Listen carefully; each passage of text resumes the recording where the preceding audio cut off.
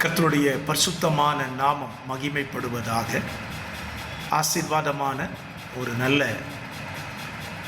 காலை நேரத்திலேயும் அனுதினமன்னா என்கிற வேத தியானத்தினால் உங்களை சந்திப்பதில் மிகுந்த சந்தோஷம். கிருபையாய் கர்த்தர் நமக்கு ஒரு நல்ல நாளை கூட்டி தந்திருக்கிறார். இந்த நாளுக்காக ஆண்டவருக்கு நாம் நன்றி பலி செலுத்துவோம். இந்த நாள் மார்ச் மாதம் 7ஆம் தேதி வெள்ளிக்கிழமை காலவேளை.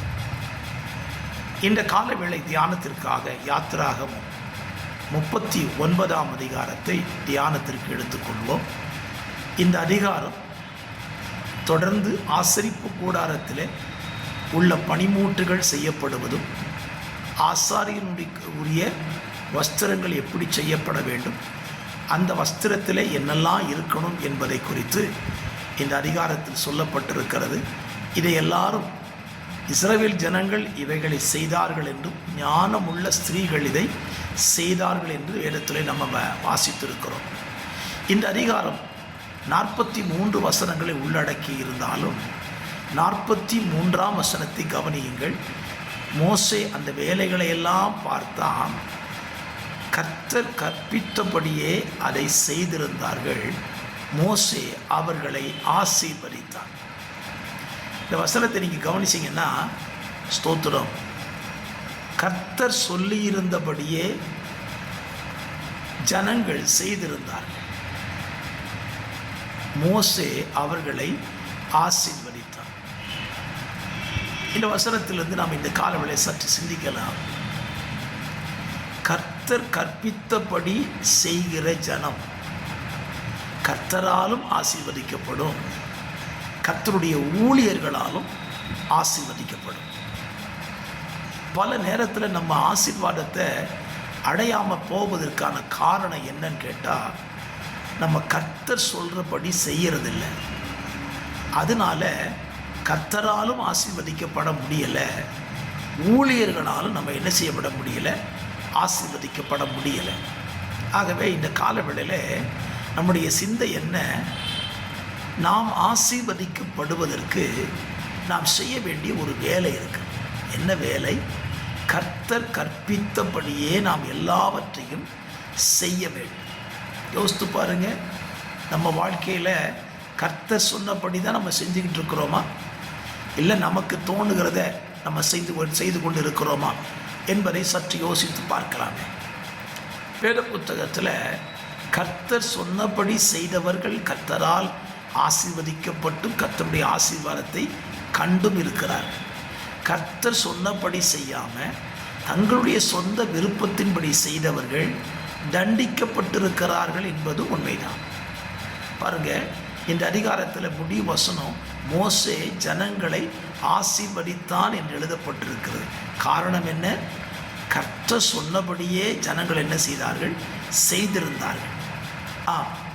இதே மோசே வாழ்க்கையில் ஒரு சம்பவம் நடந்தது பாருங்க.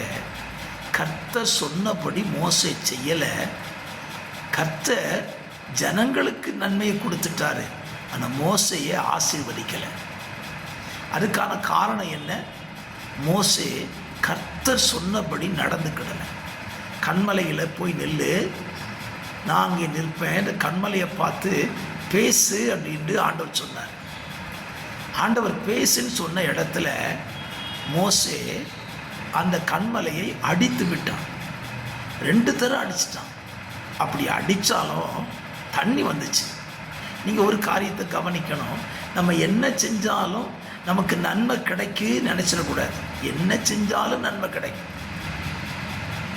ஆனால் அந்த நன்மை தேவன் தருகிற நன்மையா அப்படிங்கிறத யோசிக்கும். ஒரு பரீட்சை எழுத மாணவன் எடுத்துக்கொள்ளுங்கள். பரீட்சையிலே எழுதும் பொழுது கேள்விக்கான பதிலை விட்டடித்து அவன் எழுதினாலும் மார்க்கு தான், படித்து எழுதினாலும் மார்க்கு தான், மாற்றம் இல்லை. ஆனால் எது சரியானது?